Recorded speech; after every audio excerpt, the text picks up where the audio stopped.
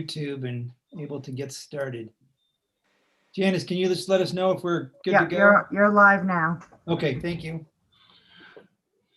All right, well, 8 o'clock, so let's get going. Good morning, everybody. Welcome to the February 3rd Harbor Committee meeting, beautiful Camden, Maine. Looks like this morning so far we have myself, Elliot Thompson, Richard Stetson, Stephen Pixley, Mark Sigenthaler, Kathy Young, Bruce Peel. Oh, Bob Perkins is joining us now, which is great. And Denise Pukas, who I believe is Ron Hawkins. So we'll just wait for those guys to chime in. Do you see my picture, or there's some strange building that's showing on my version of me? Who are you? Bob Perkins. That's Bob. I don't see you, Bob. No, I'm not. That's Your right. it says that your camera is muted. Your video is muted. Start video. Okay. There we go. There you are. Good morning. Morning.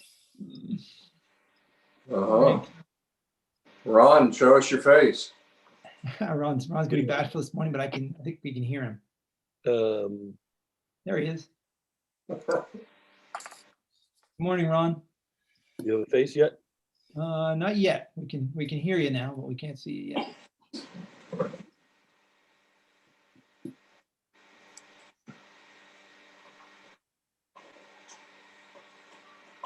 There he is. There I am. Good morning, Ron. Morning.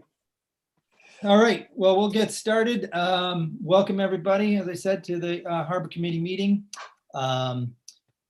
Fairly light agenda this morning, but some important topics nonetheless.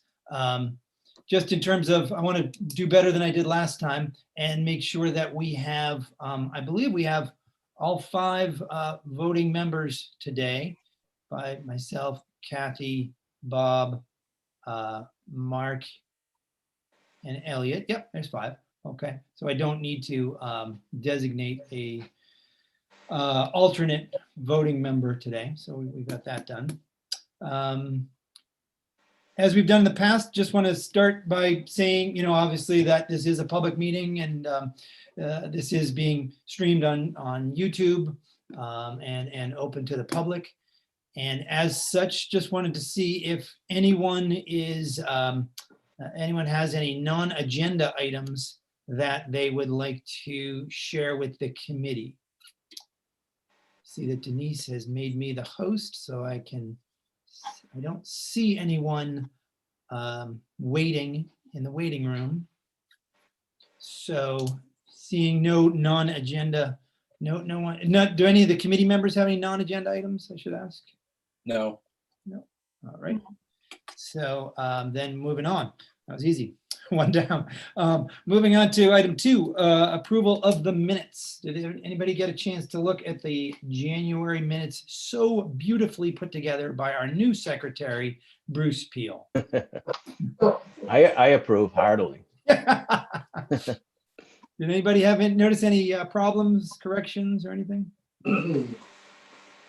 Oh, they were well done. Thanks, Bruce. Well, yeah. And Thank I you, will say, Bruce. Bruce, they are, that's exactly the level of detail that I think we need, like, not the nitty gritty of every conversation, just the high points. So that was awesome. So then do we have a motion to approve those minutes? Anybody? I move to approve the minutes. All right, Elliot, thank you. Anyone second? I'll second. Kathy seconds. All right, discussion. Don't think there probably is any. Nope. All those in favor? Boom. Bob, are you? I just have to abstain because I wasn't there. I have no idea if they're accurate. Oh, that's a good point. That promotes an interesting question. Should we have a alternate vote on them? Ron, would you care to vote on that? I think that would be appropriate. Sure. All right. Do you vote? Awesome. Awesome. Thank you, Ron. All right. Now I'm back out again, right? Yes, yeah, I guess so. It's a little odd, I know. But for the purpose of the minutes, thank you for that. All right. Okay, so cool. Now we're going to go to, per request, we'll go to Mr. Steve Pixley's Harbor Master report. So I know he's got a busy day ahead of him. So Mr. Pixley, if you would unmute yourself and let us know how things are going. Thank you, Josh. And thanks, guys, for meeting again, coming together, talk about harbor stuff. I'll try to make this quick. The couple things that are taking my time up right now are I have 2 inner harbor floats that I have reassigned. They went up, and I wanted the next 2 people on the list. Usually during the winter, I put that kind of stuff to bed, but harbor floats, inner harbor floats are a little different creature because of the fact that you've got to sign a float agreement that we redrafted, I think, in 2004. It gets a little complicated. I actually have to go in as a harbor master, as an employee of the town, and I have to figure out what the fair market value is of half of said float and the gear. So I try to get that done quick, but they're both pretty successful. Arthur Andrews was one of them that gave up, and who of course was a fisherman. He shared a float with Mike Devine, really close in, nice protected float, next to the first turning basin. And then the other one was Keith May. It's a brand new float, put it in this past summer, just put it in. So let's see. Another thing I'm doing is I was told about a week ago, maybe 10 days ago, that Lyman Morse called me up and said, look, just so you know, we're not going to have a pump out facility here because of all the new construction and demolition that we're doing. So I'm kind of trying to bring about conversation between the right people, Dave Bolstridge, Bob Flight, and to see what we can do to somehow either move their pump out station. They have an Edson pump that the state, about 12 years ago, I went through Pam Parker. She's the woman who works at the DEP that has always been very helpful with us. She's the one that got us the boat. I guess it's 16 years ago now, 17 years ago. And I'm going to try to figure out if they can throw money at this. If they can't, then we're not going to have a place to pump our boat out. So worst case scenario is we'll have to go with a full tank over to Rockport and pump out there, which I don't want to do. So I'm working on that, trying to get that happening. How big is a pump out station? How much? It's about quarter of the size of a VW Bug. How's that? So it's not a big building and storage space. It's getting the boat to it. Our best bet is to literally see if Pam will give us a little bit of money. I'll pay someone to take, it's a stainless steel box basically that's bolted to one of their floats, which now pumps to a pipe which goes nowhere because it used to go to a substation, then up the hill at Lyman Morse to where, and I met with Dave Bolsters just yesterday, and to go to our sewer treatment plant. So now what we could do, and I think our best bet is to move it, pay someone to move it over, put it to the day sailor float out of the way, almost in the back where between where the ramp is, and then hook up a temporary line. I got to get Stuart Smith to say it's okay to run this thing. We could put a box over it. It's not going to be that big of a PVC pipe. They had a special name for it. It's not PVC, and bring it into our right behind where the generator is. Where the public bathrooms are, where the dumpster is, and that would be that like that for a summer, until Lyman Morse is done. I'm hoping that's what we can do. That's the direction I'm moving. Is this Lyman Morse? This is temporary? Yeah. During construction? Yes. I made sure, but I mean, Bob Flight's already seen if we could get brand new ones, and by the end of when they come back together, their goal is to have their people back in these buildings November 10th. And so, they have high hopes, and I'm hoping that does go smooth with them. So then 2022, that season is when we'll go back to normal. So this run from the Day Sailor float over to the building, would that be surface? That would be half surface. We'd hide some of it under the wharf, then it would pop up just behind where the benches are, kind of, and we'd have to have like a box or a ramp thing like you'd see at a carnival, almost hiding like a black mat over it. It'd be a little weird, but it's really the only thing we can do if you wanted to do it. Steve, so I guess I didn't understand. Your pump out boat pumps into the Lyman Morse pump out station normally, and then No. that goes, no. No, it does. There's no positive pressure on our pump out boat. It's all negative. So we suck effluent out of boats, and so there's no way we can pump anything out. We need to get pumped out. Oh, So- interesting. Okay. So that's why without that we're dead in the water. That's why when we first got the boat after the first year, we went to Pam and said it takes forever because the pump is so old at Wayfair at that time, and she said, well, why don't I just I'll make I'll get the state to put a brand new pump in much faster. And so it was to everyone's benefit to them to get a brand new pump that was much faster. Even at low tide, it would work for us because we have 200 gallons that we have to go pump out. And the old pump took us forever. We'd be there for 25 minutes trying to get it. And so now we go there and it's 4 or 5 minutes, you're done. So Could you get pumped out? I was thinking over by like the fisherman's float by one of those, is it Clean Woods or what, the guys that do the porta potties. yes, that's another option, Josh. But remember, we pump out once a day. Yeah. When in the beginning of the season, and in the peak season, and that's not going to be fun having to do that. Mm-hmm. Again, it's an option, and I'll talk about it with Pam and see what we can do. So Steve, this is not just a pump out boat issue. This is the entire harbor no longer has pump out facilities. That's correct. That's correct. Lyman Morse will not have their one pump out facility. A lot of times, I don't know what the ratio was in the last 4 years.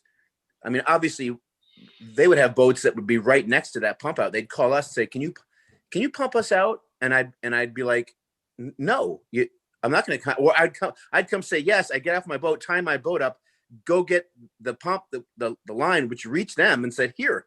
I mean, why are you calling the pump out boat to pump you out? This is where I pump out when I'm done. So, but I would say 80% of the boats were done by our boat, and 20% were done by that they would actually go to that dock and pump out.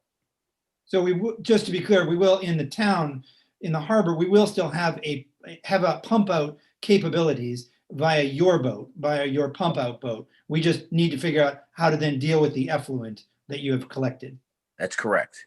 Okay. And again, worst case scenario, go over to Rockport and pump out. But that's with a full tank. Yeah. It's the only reason I'd go there. I can't get on a plane, so it's a 25-minute. It's at least a 25-minute ride to Rockport. 25-minute there, 25-minute back, probably 20 minutes once you get to the harbor. So that's an hour and a half a day, just getting rid of a tank of effluent. Is there a way to do this at the yacht club? I was going to suggest PG Willie. Well, there's a way that obviously there's a way to do it. You throw money at it. But if you went to PG Willie and said, "Hey, would you guys be willing to do this?" They may say yes. Like, yeah, if the state pays for everything, we'll definitely take a free pump out facility. In the end, you're still going to have to plumb it into town plumbing. So the quickest way to do it and the easiest way to do it is what Dave Bolstridge and I came up with yesterday, which was to either put it on the very north end of Stuart Smith's dock where the Appledore goes. Like, there's plenty of room on that dock. Put it right there, run it underneath the his planks there, right next to that restaurant, and then have it pop up, under there, kind of like where the where you buy ice cream and hide it somehow the best you can, and then put it. That would be the cheapest because it wouldn't be that expensive to move the existing Edson pump that we have and borrow it. They're not doing anything with it this summer. So if that's operating off of the day sailor dock, then regular residential boaters, they pull into the day sailor dock to pump out? Negative. The only boat that would use that would be the town pump out boat. And that would be by either me or one of my deputies that knows the schedule and, either does it early in the morning when no one's running, or, they know when there's no boat coming in, they come in at a high tide, spend 6 minutes to pump the boat out and then leave. Mhm. Yeah, no, there's not going to be any for this summer. There's no residential come do it yourself in Camden. Unless Lyman Morris, another option would be to go way up where the old Rum Row used to be near the red building. And Dave Bolstridge said there's another opportunity because there's another manhole that we'd be able to tap into. And so you could have a pump out station there if Lyman Morris is okay with that. Like taking one of their docks at Rum Row and saying, okay, for this summer, this could be for the pump out boat and residential boats under 40 feet that want to pump their boat out. So that's another option. I don't particularly like it, so I didn't mention it, but it is an option. Steve, I'm curious, is there any odor to the pump out process? Well, the quick answer to that is yes. It depends who you just pumped out. So if they were over at restaurants and ice cream shops, would that be an impediment? Or is it? Yes. Okay. I mean, my biggest joke is when we go to the rich yachts, and they think that their shit don't stink. It does. Steve, does Lyman Morris have any record of activity at their pump out station? I would imagine they do.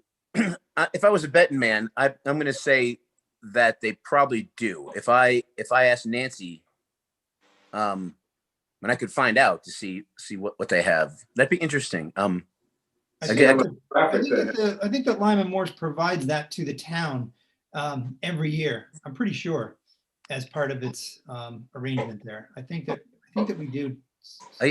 As far as their mooring usage, it's not part of that because I read that every time they bring it in. How many moorings they use, how much money they made. I don't remember seeing since I wasn't looking for it. It was the invisible gorilla and I didn't see it, but I could check on that. Anyway, reason I brought that up is it's so fresh. I mean, yesterday is when I met with Bob. 2 days ago, before the storm, met with Bob and Dave, and we went for our first round of what our options are. Pam Parker has not called me back. I left 2 messages for letting her know that, hey, I hope there's some money in reserve to make this happen. And 9 times out of 10, Pam Parker comes right through for us whenever. She's come and looked at our pump out boat, and people actually write her letters because Jim and my crew does such a good job with visiting boats, pumping them out. So I got good hopes that it's going to work out. But yeah, that's a small issue that's just getting dealt with. So wish us luck. Cool. Steve, what's the downside of hiring a truck? I guess the downside would be kind of expensive. And it would be logistically to say, and again, it could happen to say we're going to have a truck 3 days a week come in and pump us out, or if we figure out when we have, off season, we might not need it that much. It takes a while to get up to, but during the peak season, you go do 2 big boats and you're full.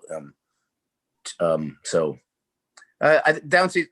downside of that would be, I guess, because it's so busy, what it's like down there, Ron, in August, late July, August, just traffic, making sure there's a spot for it to come park at.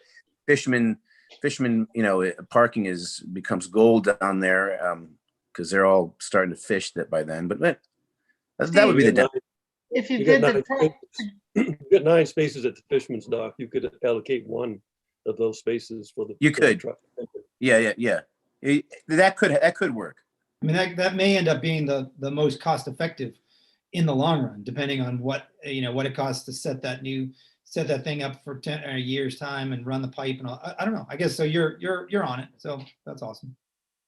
Yeah, I can't picture Steve Smith being interested in having that kind of construction going on at his dock. He's gonna take up part of his dock to get that hose under it. I don't know why he Yeah. wouldn't put it under the town dock. Yeah.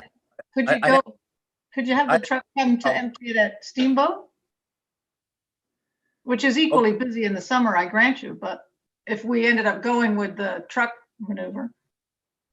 Yeah, that's an option too. That's an option too. It's Steamboat again. Yeah, like you said, Kathy. Sometimes it gets to be pretty hectic over there as well. That's gonna take a lot of hose. Yeah. Yeah, exactly. It's a long dock to be dealing Yeah. with. All right. Anything else, Steve, on the harbor side that we need to? That's about it. The only thing is that Jim Leo, who's been with the town for 26 years, we're going to be bringing his time. He usually works about 40 to 45 hours a week, especially peak season.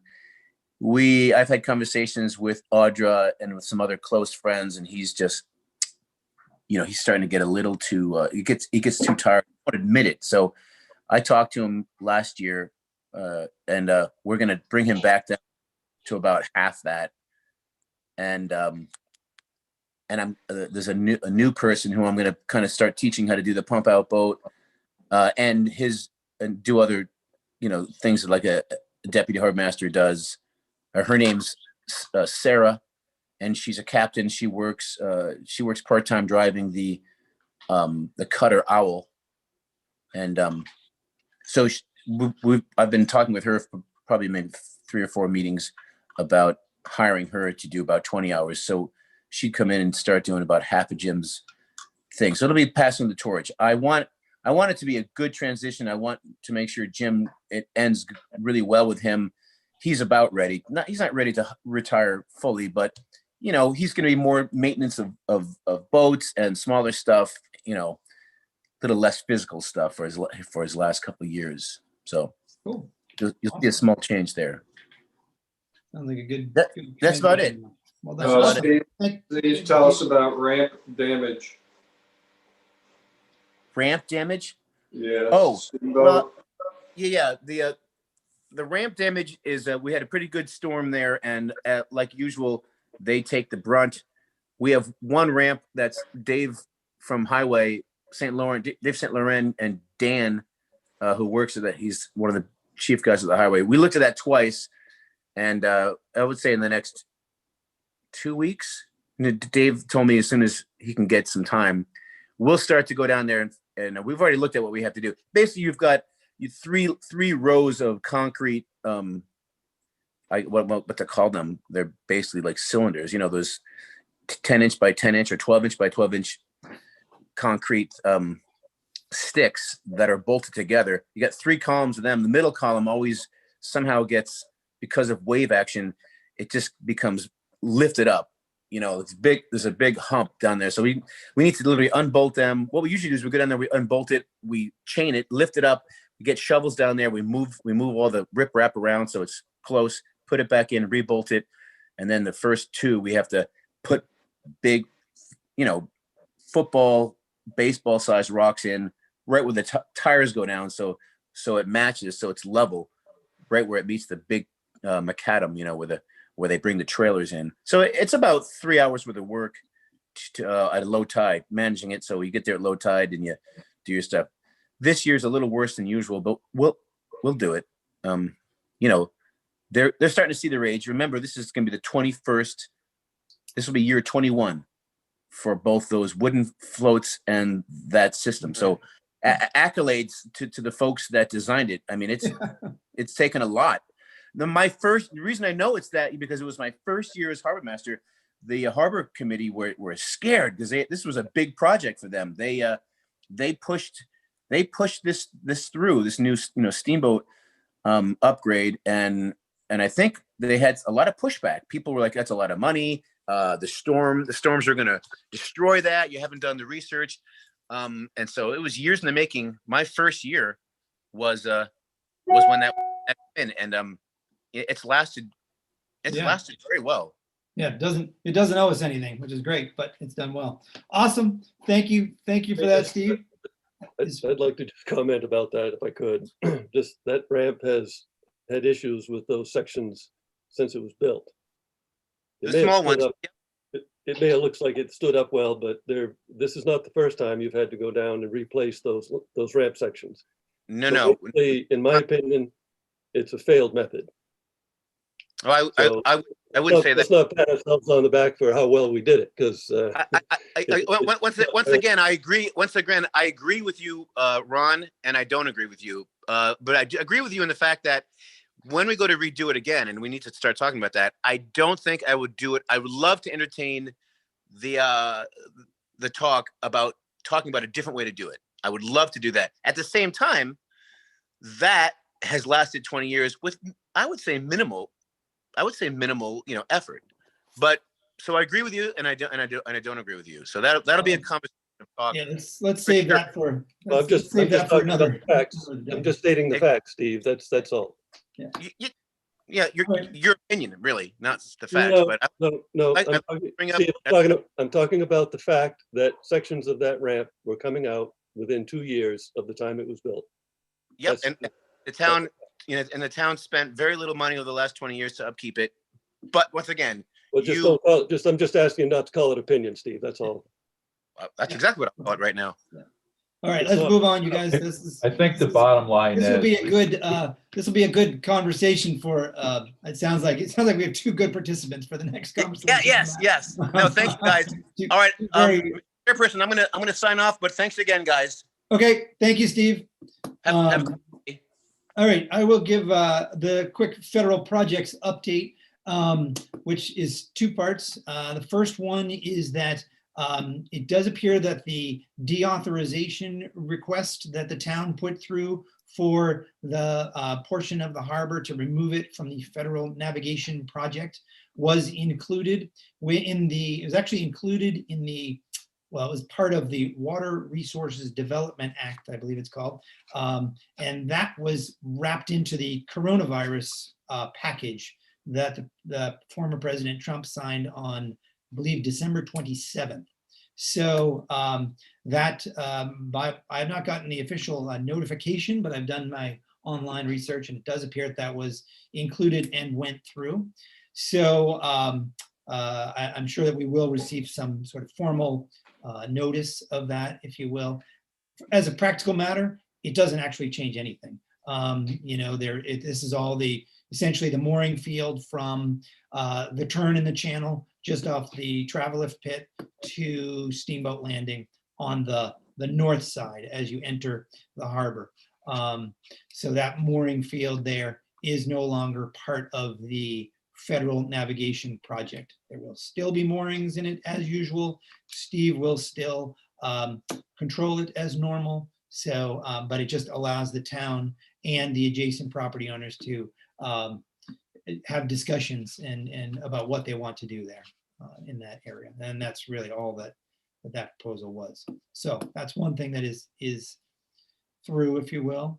The other one, Was that the town or that applied for that? yes, yep, the town requested it through the Army Corps of Engineers. Yep. And when the official notification is received, is that the go-ahead for Lyman Morse? Oh, God, no. It's not. That is the, all that would mean is that they can continue to have conversations about where could, any changes in that area happen, whether it's the town or Lyman Morse or other property owners in that area. As it was previously being in the federal navigation project, there could be no disturbance. There could be no changes, if you will, in that area. So this simply opened the door. So Josh, how far to the north, if you've got the Lyman Morse north boundary and then houses start, how far, beyond the Lyman Morse boundary does the exclusion zone exist? So it actually ends pretty much at the I believe it's the east side of the bean yard. So where the bean yard, that the Yep. Lyman Morse part, that where that borders houses, residential houses. That's pretty much the end of the federal navigation project. It ends over there. Yeah. So, yep. All right, so then that's one, and, oh yeah, Ron? I probably, this time maybe should have been non-agenda, but I have just questioning what happened with the meeting between Jeremy and the federal officials regarding the breakwater and collecting stone. Yes, that is part 2 of my federal projects update.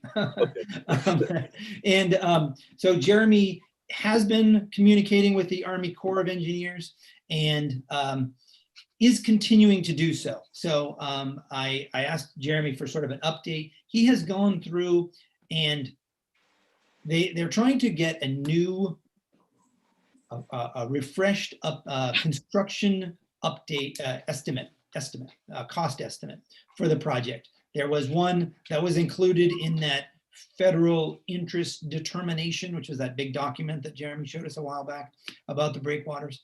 And the town is trying to find out if those numbers are accurate or were a little overestimated. Steve had talked about our ability to potentially get stone from Crotch Island over there in Stonington and maybe bring the cost of the whole project down pretty significantly.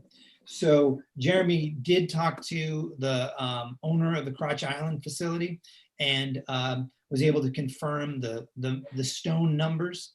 So that he's sharing that with the Army Corps. And he spoke to some of the companies that would transport the material. I'm not sure if they'd actually like build the breakwaters, but you know, it's the pieces. And he got their budgeting numbers as well. So what he is doing, he's presented those to the Army Corps, and now he's waiting to have, or he's trying to have another conversation with the Army Corps about that. So he was hoping to have the results of that conversation by today. I'm looking at his email right here, and he did not. He was not able to get me that update. So the Army Corps is sometimes challenging to pin down. Yes, Mr. Thompson. Does the fact that Jeremy is involved in this dialogue and coming up with a new construction estimate indicate that the town is actively interested in pursuing the breakwater project? I think that it demonstrates that the town is interested in having the conversation and doing the due diligence to determine, you know, we're still in the phase, the town is still in the phase of, is this something that we should even continue talking about? And determining these numbers and getting the Army Corps' you know, reactions to them is sort of what will speak to that, will help determine that decision. At the end of the day, it is you know, the select board really that will be determining whether or not we proceed. Mr. Perkins. Yeah, I was just thinking because we just had the storm yesterday, and I'm trying to remember, is the motive behind these breakwaters that we needed to somehow protect the harbor from what winter storms, which are plentiful, versus, you know, it seems like every year there's, oh my God, let's get the boats and floats out, you know, late October storm. But other than that, there's really not storms unless you get a hurricane. And I can barely remember the last one. But what is the motive that we need to worry about winter storms, or that somehow people are concerned that the harbor is too rough and ready in the summer? I think my read of that federal interest determination is that it's all of the above. That cited the winter storms specifically as, I think, causing the most damage, but also the protection of the harbor during the summer, because as everybody knows, it is a pretty rough harbor in the summertime as well. So I think it's all of the above. Yes, Elliot. When I look at the document, the federal interest, the determination document, I see the primary benefits being identified as economic development. Erosion control is a secondary consideration when I look at it, because I see economic development throughout it. Talking about expanding the moorings up to 900 moorings and increasing the commercial boat to 140. Big numbers there. And that seems to be the driver from the FID document standpoint. Yeah, So that seemed Elliot, to are you be- saying pushing the mooring field further out to the series of ledges on the east side of the entrance? The document doesn't show proposed new mooring field. It just gives numbers. It talks about how the moorings can be expanded, adding 576 additional mooring sites to give us a total of 900 or something like that, 500 some additional moorings. But it does not identify exactly where those moorings would be located. There's the comment that because the ocean energy would be reduced, that moorings could be put closer together. And I just can't imagine 900 moorings out there. It doesn't take into consideration the fact that that's supposed to be a harbor of safe refuge. There should be an anchorage there, and we're already at a point where we don't have an anchorage. Well, it actually does talk about making into more of a harbor of refuge. That was one driver Yes. in there. That's Then correct. you'll have Yeah. to- If that's the case, then you'll have to provide anchoring space. More anchorage space. Yeah, I think you're right. Yeah. I mean, because you can't assume that you can accommodate on a mooring. I know as an operator, I'll put down my anchor. Yeah. If Yeah. there's a situation where I need a harbor of safe refuge, I'll put my anchor down rather than take my chances on a mooring that I don't know Right. anything about. Yeah, okay, it was inspected. Yeah, okay, all that, but I'll put my anchor down. Thanks. And I'll Yep. put out whatever chain I need to. Right. So we need, I think it's important that we focus on trying to get our anchorage back as it stands right now, with or without a breakwater. We've got a situation where moorings have encroached over the last 30 years on what used to be designated on the charts as an anchorage space.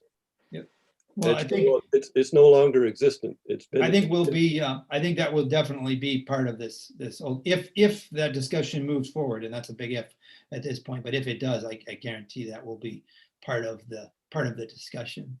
No, So but I think, As I say, with or without the breakwater. yeah, I no, I think think that would be, I think that's something we'll continue talking about, definitely. So, in terms of next steps there, I think Jeremy will report back on his conversation with the Army Corps. And I will continue to ask him for that. So hopefully by the next meeting, we'll have a little bit more news there. So I think with that, let's go to our sort of larger issue of the day, which is the memorial benches. I don't know if anybody had a chance to read Appendix E of the ordinance that talked about sort of the memorial bench program, if you will. But that sort of lets us know what our abilities are. And Liz did give us this spreadsheet of what is available. So basically we have one application that was submitted back in October and has kind of gotten bumped down the line. I think we should look at this spreadsheet, and it does. Steve has said that there is room for at least one more bench, and looking at this list, I see that there's at least one that's being removed. So I think there is room. So does everybody have the actual application that we received from the, drawing a blank on the name, sorry. Christine Morrissey. Morrissey, there we go. Thank you, Kathy. Josh, I'm still recovering in my PT knee replacement, and I have a fairly set, rigorous schedule of PT, so I've got to go. Oh, okay. And Ron can replace me. Okay. Thanks. All right. Thanks, Bob. Yep. All right, so yeah, with that, Ron, I think that would be appropriate. You're now voting, you're voting and then you weren't, and now you are again. Yeah. So let's look at this Morrissey application. I don't know if people saw it back in the day. Sorry, Josh, just, there was still the Beck's bench is not listed in the list. And I guess while we have this list of who's who and what's what with a lovely schedule of timing and dates and all that, there's still, I don't think we've answered the bigger question of how many benches is too many? Is it not enough? Yeah, Are we just going with, once we add Beck's to that, because it is approved, then there's 34. And so we're just working within that set number of 34 and recognizing that 2 from those will be removed next year. There's 1 that's 2017. There's 4 up for renewal next year. So, I mean, the bigger question really is what's our working target? yeah. Well, I Absolutely. guess I was think thinking that we would sort of take this in reverse order, if that's Okay. the right way of approaching it. I think I got 33 with Les's bench here. If you add that one in, then that's 33, and then we take 2 out, so I got down to 31. Okay. That being said, I went down the other day walking the dog, and I could have sworn I counted 34 there right now, because I know they haven't removed any yet. But regardless, I think there is room for this one. So my thought, Kathy, was that we would process the Morrissey bench application and then look at the larger one and say where the list and say, okay, with this one, if we approve it, how do we want to proceed? My feeling on that is that the public landing is going through a lot of changes. They're talking about rebuilding the whole place, before too long. So I'm a little bit leery of doing too much. That being said, right now, benches are more benches are better than fewer. People need places to sit outside, certainly this summer, especially. So I saw room for additional benches down there, especially up near the waterfall area. Well, I agree. I'm not against benches. I just know what the target is. Yeah. All right, so let's look at this Morrissey one, since we know that there is room for it there. Did anybody have any discussion, thoughts on the Morrissey application? Yeah, it seems that the criteria for being awarded a bench involves having strong ties to the community. Do I interpret that correctly? Yep, I think that's the way I read. I think that's even in the in that section, I believe, that appendix. Does somebody using Camden as a vacation spot for decades, does that indicate strong ties to the community? Yeah. Anyone know? Anyone thought on that? Well, the interesting thing is we talked about this in that exact context when we looked at Suzanne Williams, who wanted one for Pamela Gus, and her attachment was that her sister would come for after she moved and sit at the harbor and sit at the head of the harbor. And I distinctly remember our conversation being about, well, then she should approach the library because it sounds like that's where she was actually sitting. But she is actually on this list. So somewhere along the line, I don't recall voting to approve it. I remember that discussion. I don't remember it coming back to us. But we felt the same way. It wasn't that she herself lived here. She was visiting family every year, and that's delightful. But so I was surprised to see her when I saw the list, because I've kept her as are we going to circle back? But I guess we did. Anyway, so I agree that I don't think being a visitor necessarily meets that criteria. But then by the same token, if we haven't had an inundation of new requests, there shouldn't be any reason not to. It would only Well, be in the ordinance, I don't see anything about criteria. right. I guess my feeling on this one is, I had the same thought, Kathy, is, okay, they vacationed here for 50 years though. That's a very, very long time for someone to vacation in Camden. So that was a strong connection, but still a vacation connection. The fact that her parents are, her parents were laid to rest here. I thought, okay, that is definitely a deeper connection. I don't know quite what that means, but so I was in, I thought that did demonstrate a connection to Camden. Well, here's the dilemma I have in this whole situation, We're dealing with this third hand. And, it's been determined that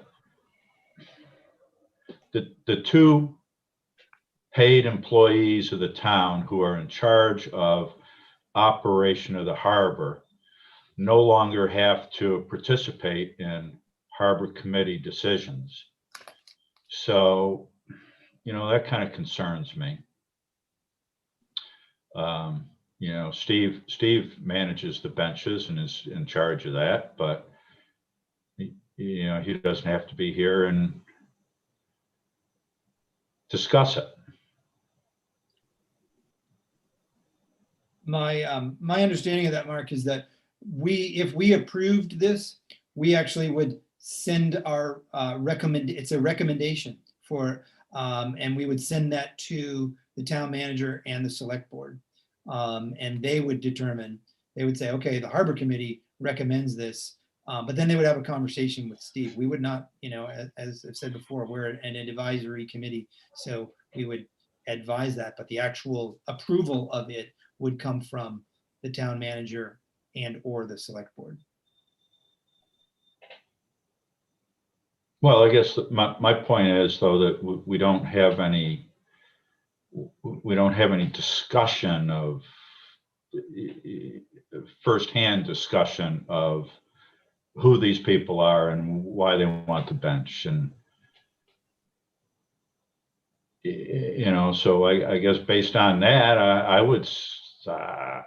would almost suggest we just deny this application. I think there would be another approach, and I think that the select board would appreciate it in most every case when we make recommendations, that we make more than one recommendation to illustrate that we had a conversation and to illustrate that there's more than one option here. So like Josh says, we're only making recommendations. So we can. Well, there are only two recommendations. We either approve it or we don't approve it. Well, but we're also, no, we've had a conversation just now about how much room is there for benches, if there's room for a lot of benches, will we put a limit on the number of benches at some point? Or what's the criteria that establishes a significant contribution to the community? And we don't have any of that to go by. It's going to be really hard to pin down who made a significant contribution to the committee, to the town, because that's going to be completely objective. But if we recommend to the select board, I think I think that we should be making more than one recommendation. When we take votes, if we make just one recommendation, then it doesn't give them any option to either accept or deny it. And I don't think one recommendation illustrates the extent to which we've had a conversation.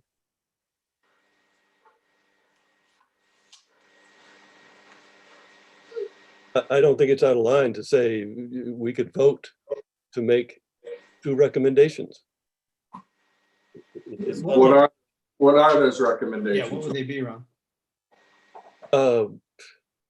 I think, first of all, we're obviously bumping up against an interpretation here of what the significant contribution to the town means. What is that? Is that going to get more clearly defined, or is that always going to be a matter of opinion?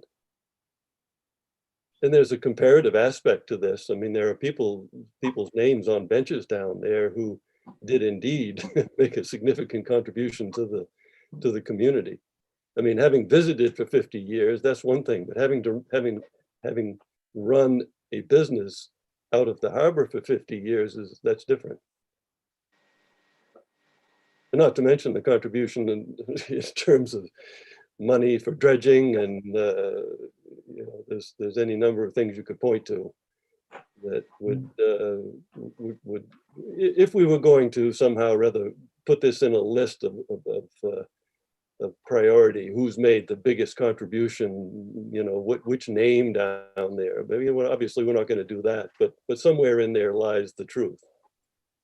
Well, I mean, and this is part of the question, because my mother only lived in town for 55 years, 52, something like that, 50 years. And the Harbor Committee approved it. She, you know, and so it's the same thing. These people visited for 50 years. 50 years is a big number, I get you, but we do need clearer guidelines. But the other question is, without a sense that there's too many, I don't see why we would deny this, because it's lovely to be able to recognize people, and if we've got room. My question again was, where would this go? Because I don't have a sense of, like, it would be lovely to have a schema of, okay, we've got a gap here. And then I guess the other question around the whole process is, what's their ability to come back and say, well, gee, but I also don't remember us putting a forwarding approval or denial to the Suzanne Williams request. So I just wondered how stringent the process is. But anyway, I support her request for amendment. Yeah, I mean, I guess the other thing is that we've determined that there is availability, there is an opening for at least one bench on the public landing. You know, here we have someone who is able and interested in supporting that bench. So we could be in a situation when these other two go away, we actually have a hole. And here we have someone who has a connection. Is it as strong a connection as some? No, but it is a connection. So for that reason, yeah, I'm sort of inclined to go with it, to approve it, but also I think it's appropriate for us to sort of do what we started, which is get this inventory, but then get a little more guidance for what those criteria, a litmus test is it really for the connection to Camden, because it's a connection rather than a contribution, I believe. Yeah, very different than the library. The library is a fundraising exercise, and this seems like more of a recognition exercise. And if we could be clear in that regard, because the fee isn't a fundraising exercise at all. Right. So it'd be great for the town to determine that. Yeah, sort of like what Kathy was saying. One of the purpose of the benches is just to recognize people who are important to the town, or is it could we use it as some sort of fundraising thing? Could we raise the prices, and that way are we worried that we're going to run out of space for benches, and then that would create a waiting list or whatever? Is that the fear of if we turn this down, that, you know, because there's going to be more people who have a stronger connection to the town come through and want a bench? Or that's my question. May not have said it well. No, I do think that, you know, right now what we're faced with is one application that we've had for a while now. So sort of like on that merit, you know, you decide that one on its merits, but then decide whether or not we should have a larger conversation about the memorial benches in general, the fees, the goals, the criteria, etc. I think we have what we have, which is, you know, the existing criteria and fee structure and all of that. So I think we need to decide this one based on that, and then move forward to a. How about if we vote on this application and include explanation of dissenting votes to the select board? include, yeah, hi, Ron. It occurs to me that, I mean, unless we've denied an application prior to this, we're setting a dangerous precedent by denying one all of a sudden without some really good, clear reason. So and I would be dead set against having this become a fundraising issue, because that puts the emphasis back on money rather than the significance of the contribution that the person made to the community. So I would recommend that we approve the bench, unless somebody has a memory of us having refused a bench to somebody in the past. And what was the reasoning behind that refusal? I don't think we're in a good position to make any refusals until we ask the select board to clear up what the criteria is. So that sounded like a motion, Ron, but I just want to clarify whether or not that was a motion. I think, like I said before, I think rather than just make one recommendation to the select board, there should be, and I don't know what form that takes, whether it's 2 votes, two separate recommendations, or do we bottle it all up into one and say, we're going to approve this because the criteria is not clear with regard to the significance of the contribution. Yeah, I think that is what I guess that's what I would say is we would have a motion on this, and we can have a explanation of the vote of the motion, but then I think we have a separate, and it can be just included. It's not going to be super formal, but it can be included with that to say, here's the results of that vote, and secondly, here's our recommendation that the town clarify its criteria and or other things that we bring up, cost, whatever it may be. Well, that sounds right, but I would tie it directly together. I would say that we are approving this due to a lack of clarity regarding significant contribution to the community. We have no criteria by which to refuse it, is the point that I'm trying to make. Yeah. If we haven't refused one in the past, then we're on real shaky ground to refuse this one. Elliot, you had something? In review of the ordinance here, I do see item number 8 here under Appendix E.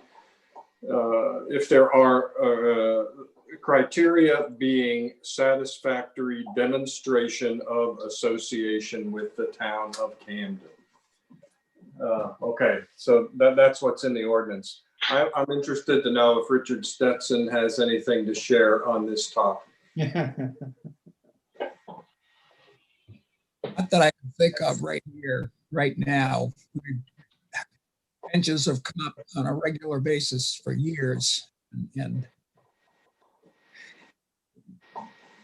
these discussions tend to repeat. These comments we've had before when the vast set of people. Thank you, Richard. Well, I think we're ready for a motion if we're going to make one on this application, on the Morrissey application. Does anyone feel ready to make one? Sure, I'll move that we vote to approve the Morrissey application, as long as we make a second motion that we ask for clarity on the total number of max. And maybe they're going to say, we couldn't tell you how many benches we could have until we finish the harbor renovation, restoration, recreation, whatever they're going to call it. So maybe this is just, let's stay with the business as usual, approve this based on, I mean, given what I just heard Elliot read, 50 years is a long association. And if all we have to prove is association, then they more than met the match. So the motion is to approve this bench proposal. Okay. Do we have a second? Anyone want to second that? Can I make one more well, we're gonna have a conversation after we vote We'll anyway. have a little discussion after that. Do we have a second, anyone? I'll second that motion. Elliot seconds. Okay, thank you, Elliot. Discussion, yeah, Ron. It just occurs to me that the criteria is regarding the contribution that the person has made to the community, not the other way around. Well, it's with the association the person has with the town of Camden. It's not, yeah. That's sort of an important word, I think. Yeah, yeah, it isn't, yeah. Demonstration of association. So, you know, we're making this decision based on the fact that we don't think we've ever turned down a bench application. I'm not sure if that's correct. I seem to recall turning down at least one application since we've been the committee. Well, But I can't recall which one that was. Mark, I truly believe it was, I don't think we turned it down. We suggested that the town talk back to Suzanne Williams and say, why don't you approach the library? Because based on what she wrote, it appeared to us that one, she didn't qualify based on our criteria, and that she liked to sit at the head of the harbor. And it never did come back to us, and then it's on the list, so. Well, and I think that, Kathy, gets to why I think that it's important that our votes do get conveyed maybe in a different manner than they have in the past. So that's why I think it's important that the votes specifically on an item like this will go directly to the select board and to the town manager and say, this is our recommendation, have at it. It is possible that's what happened in the past, and that the town manager or the select board overruled it, if you will. They said, well, thank you for saying you should apply to the, talk to the park, the library, but we're actually just gonna approve it anyway. Maybe that happened. I have no idea. But I think it's important that it does go to the town manager and the select board so that they can then decide here's what happens. It would be nice if they would then inform us of what happened, and we can have that. So, all right, any more discussion? We have a motion. Ultimately, it's up to the select board to decide how significant their association was. It's not up to us to make that decision. It looks to me like we're going to take whatever applications come along and just pass them on to the select board. I think only if the members of the committee believe that it has met a satisfactory demonstration of an association with the town of Camden. I think if anyone on the committee doesn't believe that an applicant has demonstrated that an association with the town of Camden, a satisfactory association, then no, Ron, I think that person should not vote to approve it. I think that is what the select board is asking for. So we're going to filter out then. Exactly. Yes, I think yeah. All right, any more discussion? All right, let's have a vote. All those in favor of the motion? 3, 4. All right, passes 5-0.